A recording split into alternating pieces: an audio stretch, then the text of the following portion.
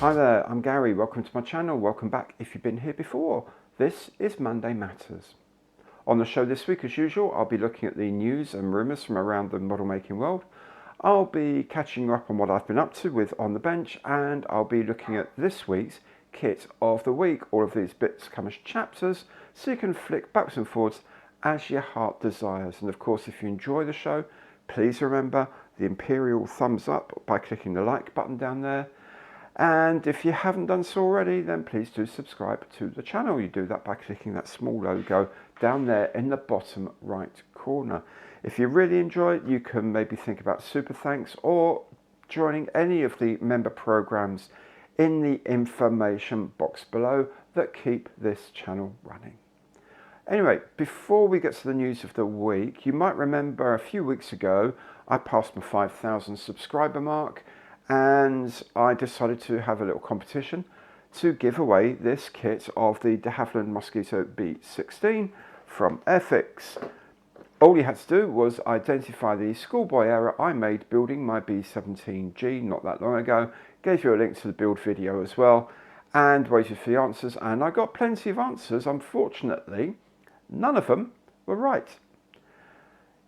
If all the other mistakes you pointed out are there and true and whatever, then I'm a pretty rubbish builder, I have to say. But it wasn't the thing I was thinking of.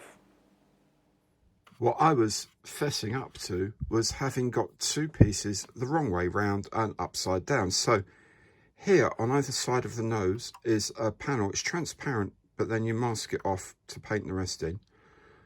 This one and this one were the wrong way round on the original video. They were completely the wrong way round, which wasn't so much of an issue at first, mainly because I didn't even notice it. But it became an issue when, of course, I tried to look at how to put this huge decal on, and the windows are in the wrong place relative to everything else. While I was trying to figure that one out, I accidentally knocked the gun here and it went flying inside the cabin.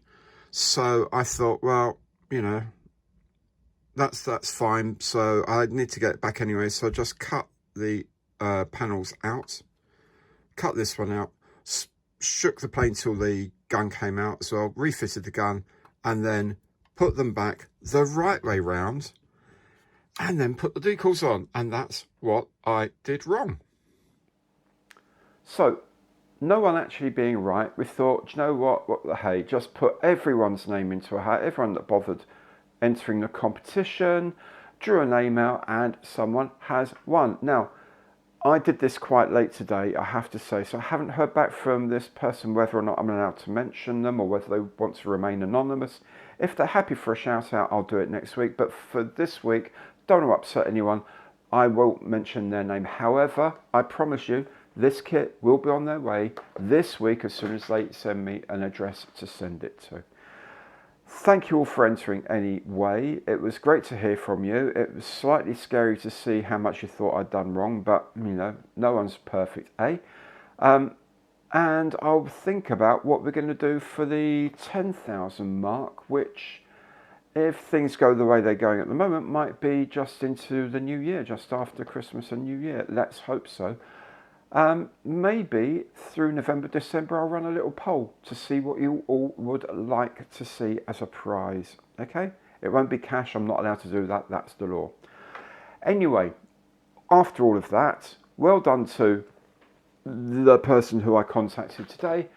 And let's get on with the news of the week.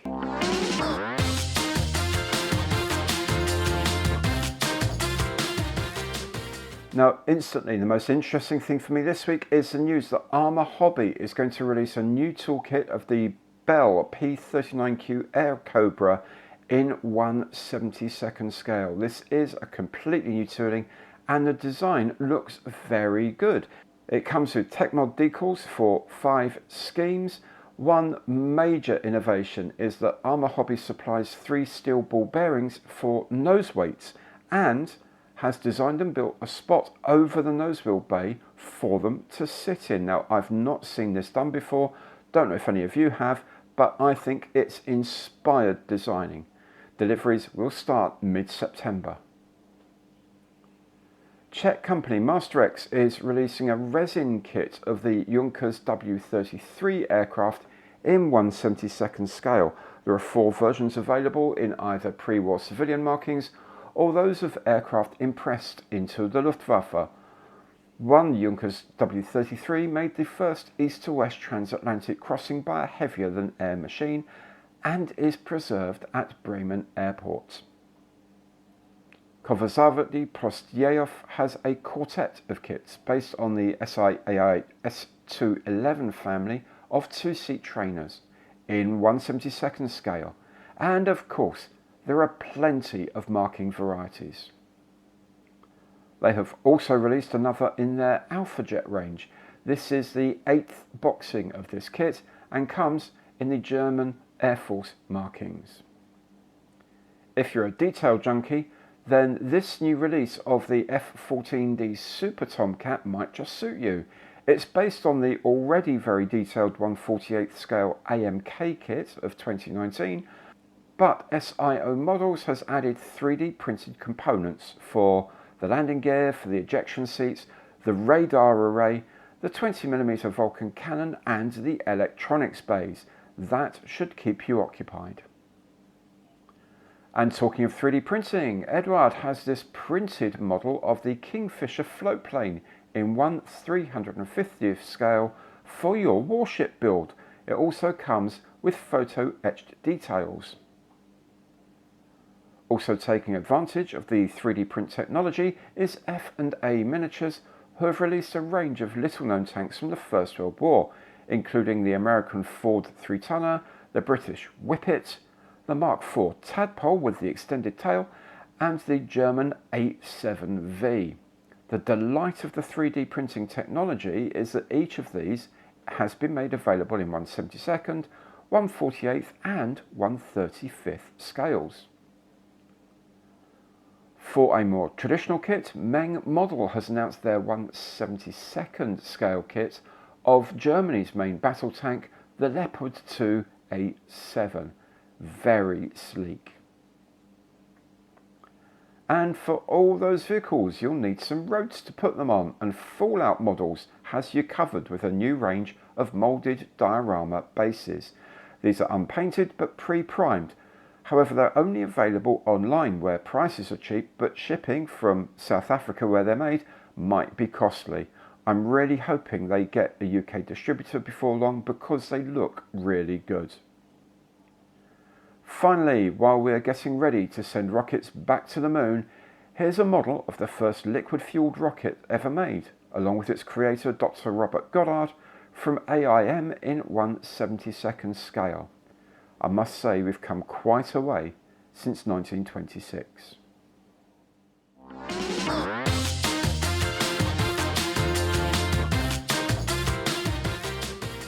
On the bench this week has been the Airfix Katie ambulance, and it looks like you've enjoyed it so far. So much so that I felt the need to get the Gecko version as well, and that will be here very soon. Then I can compare not just the kits, but also their builds. And so that brings me to, of course,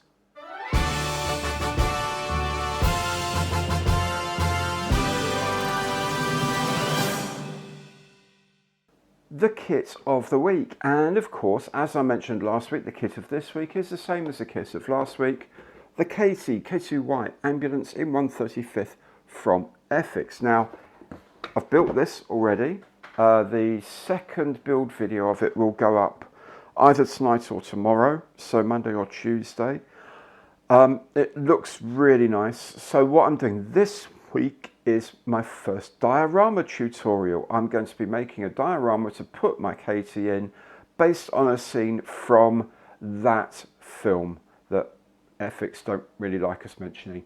So I'll be making the base, forming the ground, doing some texturing, doing some vegetation, doing some props as well, both bought in and homemade, and then putting the Katie figure on where she belongs in the Western Desert. So that's this week. Do please come back for those. Do please have a look through my back catalogue as well if you're new to the channel. And if you've enjoyed the show, please do remember thumbs up in the information box below. No, not in the information box, on the like button below. It's been one of those weeks. Thumbs up on the like button below. And if you haven't done so already, come and subscribe to the channel to see me make even more mistakes. The link is that one down there at the bottom right corner. You click on that, doesn't cost you anything, helps me absolutely enormously. In any case, thank you so much for watching, and I will see you next time.